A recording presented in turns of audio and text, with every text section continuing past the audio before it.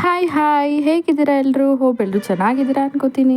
So ಈ ಒಂದು ವಿಡಿಯೋದಲ್ಲಿ ನಾನು ಮಸಾಲ ಪಡ್ಡು ಮಾಡೋದನ್ನು ತೋರಿಸ್ತಾ ಇದ್ದೀನಿ. ಸೊ ನಮ್ಮನೇಲಿ ಪಡ್ಡು ಅಂದರೆ ಎಲ್ರಿಗೂ ಫೇವ್ರೇಟು. ಈ ರೀತಿ ಮಸಾಲ ಪಡ್ಡು ಮಾಡಿದ್ರೆ ಯಾರಿಗೆ ತಾನೇ ಇಷ್ಟ ಆಗಲ್ಲ ಹೇಳಿ? ನಿಮಗೂ ಪಡ್ಡು ಇಷ್ಟನಾ? ಸೊ ಈ ರೀತಿ ಮಸಾಲೆ ಹಾಕಿ ಮಸಾಲ ಪಡ್ಡು ಮಾಡಿ ಟೇಸ್ಟ್ ಮಾಡಿ, ತುಂಬ ಯುನೀಕ್ ಆಗಿರುತ್ತೆ. Yes, welcome back to my YouTube channel RKG Veeksha. Please subscribe ಆಗಿ ಸಪೋರ್ಟ್ ಮಾಡಿ.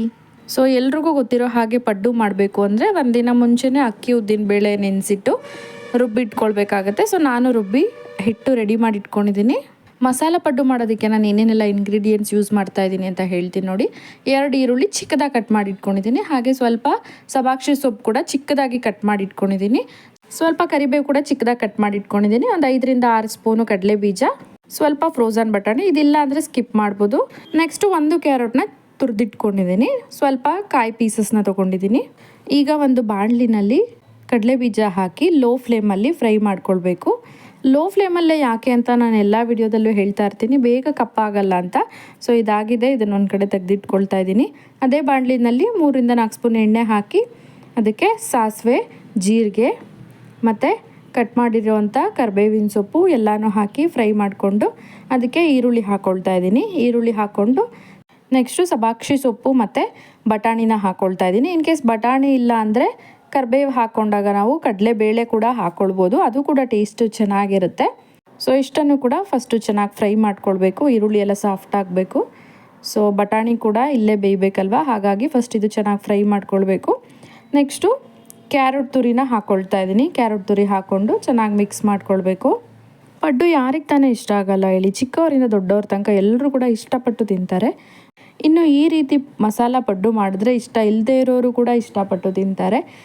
ನೆಕ್ಸ್ಟು ಇದಕ್ಕೆ ನಾನು ಸ್ವಲ್ಪ ಉಪ್ಪು ಹಾಕ್ಕೊಳ್ತಾ ಇದ್ದೀನಿ. ಆಲ್ರೆಡಿ ಹಿಟ್ಟಿಗೆ ಕೂಡ ಹಾಕಿಟ್ಟಿದ್ದೀನಿ. ಸೊ ಇದಕ್ಕೂ ಸ್ವಲ್ಪ ಹಾಕ್ಕೊಳ್ತಾ ಇದ್ದೀನಿ. ನೆಕ್ಸ್ಟು ಚಿಕ್ಕದಾಗಿ ಕಟ್ ಮಾಡಿರೋ ಅಂಥ ಕಾಯಿ ಪೀಸನ್ನು ಹಾಕ್ಕೊಳ್ತಾ ಇದ್ದೀನಿ. ಹಾಕ್ಕೊಂಡು ಚೆನ್ನಾಗಿ ಮಿಕ್ಸ್ ಮಾಡ್ಕೊಳ್ಬೇಕು. ಸೊ ಈಗ ನಾನು ಹುರಿದಿಟ್ಟಿದ್ದಂಥ ಕಡಲೆ ಬೀಜನ ಸ್ವಲ್ಪನೇ ಹಾಕ್ಕೊಂಡು ಈ ಥರ ಕುಟ್ಟಾಣಿನಲ್ಲಿ ಕುಟ್ಕೊಂಡು ಹಾಕ್ಕೊಳ್ತಾ ಇದ್ದೀನಿ. ಮಿಕ್ಸಿ ಮಾಡ್ತಾ ಇಲ್ಲ, ಯಾಕೆ ಅಂದರೆ ಇದು ಮಿಕ್ಸಿಗೆ ಹಾಕಿದ್ರೆ ಫುಲ್ ಗ್ರೈಂಡ್ ಆಗಿಬಿಡುತ್ತೆ. ಸೊ ಈ ಥರ 2 ಹೋಳು ಮಾಡಿ ಹಾಕಿದ್ರೆ ತಿನ್ನಬೇಕಾದ್ರೆ ಅವಾಗವಾಗ ಕಡಲೆ ಬೀಜ ಬಾಯಿಗೆ ಸಿಗುತ್ತೆ, ಫೀಲ್ ಆಗುತ್ತೆ.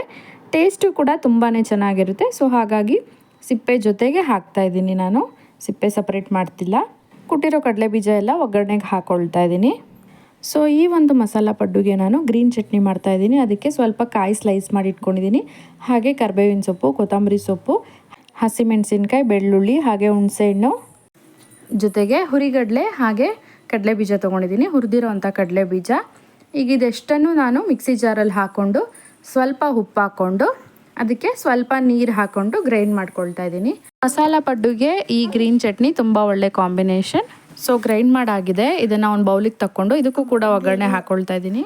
ಒಂದು ಚಿಕ್ಕ ಬಾಣಲಿನಲ್ಲಿ ಸ್ವಲ್ಪ ಎಣ್ಣೆ ಹಾಕ್ಕೊಂಡು ಸಾಸಿವೆ, ಜೀರಿಗೆ, ಕರಿಬೇವು, ಕಡಲೆಬೇಳೆ ಎಲ್ಲನೂ ಹಾಕ್ಕೊಂಡು ಚೆನ್ನಾಗಿ ಫ್ರೈ ಮಾಡಿಕೊಂಡು ಚಟ್ನಿಗೆ ಹಾಕ್ಕೊಳ್ತಾ ಇದ್ದೀನಿ. ಪಡ್ಡುಗೆ ಕಾಂಬಿನೇಷನ್ ಅಂದರೆ ಚಟ್ನಿನೇ. ಸೊ ಅದರಲ್ಲೂ ಈ ಥರ ಒಗ್ಗರಣೆ ಹಾಕಿರೋ ಚಟ್ನಿ ಅಂದರೆ ಒಳ್ಳೆ ಕಾಂಬಿನೇಷನ್, ತುಂಬ ಚೆನ್ನಾಗಿರುತ್ತೆ. ಕಡಲೆಬೇಳೆ ಎಲ್ಲ ತಿನ್ನಬೇಕಾದ್ರೆ ಅವಾಗ ಬಾಯಿಗೆ ಸಿಗ್ತಾ ಇರುತ್ತೆ, ಚೆನ್ನಾಗಿರುತ್ತೆ ಟೇಸ್ಟು. ಸೊ ನೆಕ್ಸ್ಟು ನಾನು ಹಿಟ್ಟು ರೆಡಿ ಆಗಿತ್ತಲ್ವ, ಅದೇ ಹಿಟ್ಟಿಗೆ ಒಗ್ಗರಣೆ ಎಲ್ಲ ಕೂಲ್ ಆಗಿದೆ. ಇದನ್ನು ಹಾಕ್ಕೊಂಡು ಮಿಕ್ಸ್ ಮಾಡ್ಕೊಳ್ತಾ ಇದ್ದೀನಿ. ನೀಟಾಗಿ ಮಿಕ್ಸ್ ಮಾಡ್ಕೊಳ್ಬೇಕು. ಸೊ ಇದು ಒಂದು ಕಡೆ ಮಸಾಲೆ ಇರುತ್ತೆ, ಒಂದು ಕಡೆ ಪ್ಲೇನ್ ಇರುತ್ತೆ, ಆ ಥರ ಮಾಡ್ಕೊಳ್ಬಾರ್ದು. ನೀಟಾಗಿ ಎಲ್ಲ ಕಡೆನೂ ಸ್ಪ್ರೆಡ್ ಆಗೋ ರೀತಿ ಮಿಕ್ಸ್ ಮಾಡ್ಕೊಳ್ಬೇಕು. ಈಗ ನೋಡಿ, ಈಗ ಅದು ರೆಡಿಯಾಗಿದೆ. ಹಿಟ್ಟು ಕೂಡ ಅಷ್ಟೇ ತೆಳುವಿರಬಾರ್ದು, ಸ್ವಲ್ಪ ಗಟ್ಟಿನೇ ಇದ್ದರೆ ಚೆನ್ನಾಗಿರುತ್ತೆ. ಈಗ ಪಡ್ಡು ಹೆಂಚು ಕಾಯ್ದಿದೆ, ಅದಕ್ಕೆ ಎಣ್ಣೆ ಹಾಕ್ಕೊಳ್ತಾ ಇದ್ದೀನಿ. ಎಣ್ಣೆ ಹಾಕ್ಕೊಂಡು ಸೌಟಲ್ಲಿ ನಾವು ರೆಡಿ ಮಾಡಿದಂಥ ಮಸಾಲ ಹಿಟ್ಟನ್ನು ಹಾಕ್ಕೊಳ್ತಾ ಇದ್ದೀನಿ. ಇದು ಹಾಕ್ಕೊಂಡು ಮೇಲೆ ಒಂದು ಲಿಡ್ ಅಥವಾ ಒಂದು ಕ್ಯಾಪ್ ಏನಾದರೂ ಮುಚ್ಚಬೇಕು. ಸೊ ನಾವು ಪಡ್ಡುನ ಇದೇ ರೀತಿ ಹಬೆನಲ್ಲಿ ಬೇಯಿಸ್ಕೊಳ್ಬೇಕು. ಹಾಗೆ ಲೋ ಫ್ಲೇಮಲ್ಲಿ ಬೇಯಿಸ್ಕೊಳ್ಬೇಕು. ಯಾಕೆ ಅಂದರೆ ಹೈ ಫ್ಲೇಮಲ್ಲಿದ್ದರೆ ಔಟ್ಲೈನ್ ಚೆನ್ನಾಗಿ ಬೆಂದಿರುತ್ತೆ, ಬಟ್ ಒಳಗಡೆ ಹಿಟ್ಟಿಟ್ಟು ಆಗೇ ಇರುತ್ತೆ. ಸೊ ಹಾಗಾಗಿ ಲೋ ಫ್ಲೇಮಲ್ಲಿ ಒಂದು ಲಿಡ್ ಅಥವಾ ಕ್ಯಾಪ್ ಕ್ಲೋಸ್ ಮಾಡಿ ಬೇಯಿಸ್ಕೊಂಡ್ರೆ ಪಡ್ಡು ಚೆನ್ನಾಗಿರುತ್ತೆ, ಒಳಗೂ ಬೆಂದಿರುತ್ತೆ, ಆಚೆನೂ ಕ್ರಿಸ್ಪಿಯಾಗಿ ಚೆನ್ನಾಗಿ ಬರುತ್ತೆ. ಸೊ ಈಗ ನಾನು ಸ್ಪೂನ್ ಹೆಲ್ಪಿಂದ ಉಲ್ಟಾ ಮಾಡ್ಕೋತಾ ಇದ್ದೀನಿ ಪಡ್ಡುನ. ಒಂದು ಸೈಡ್ ಬೆಂದಿದೆ, ಮತ್ತೊಂದು ಸೈಡ್ ಬೇಯಿಸ್ಕೊಳ್ತಾ ಇದ್ದೀನಿ. So 2 side ಬೇಯಿಸ್ಕೊಂಡಿದ್ದೀನಿ. ಪಡ್ಡು ರೆಡಿಯಾಗಿದೆ. ಈಗ ಪಡ್ಡು ಜೊತೆ ಗ್ರೀನ್ ಚಟ್ನಿ ರೆಡಿಯಾಗಿದೆ. ಸೊ ಹೇಗಿತ್ತು ಇವತ್ತಿನ ವಿಡಿಯೋ? ಇಷ್ಟ ಆಯಿತು ಅನ್ಕೋತೀನಿ. ಇಷ್ಟ ಆಗಿದ್ರೆ ಲೈಕ್ ಮಾಡಿ, ಕಮೆಂಟ್ ಮಾಡಿ, ಹಾಗೆ ಸಬ್ಸ್ಕ್ರೈಬ್ ಆಗೋದು ಮಾತ್ರ ಮರಿಬೇಡಿ. Thank you for watching.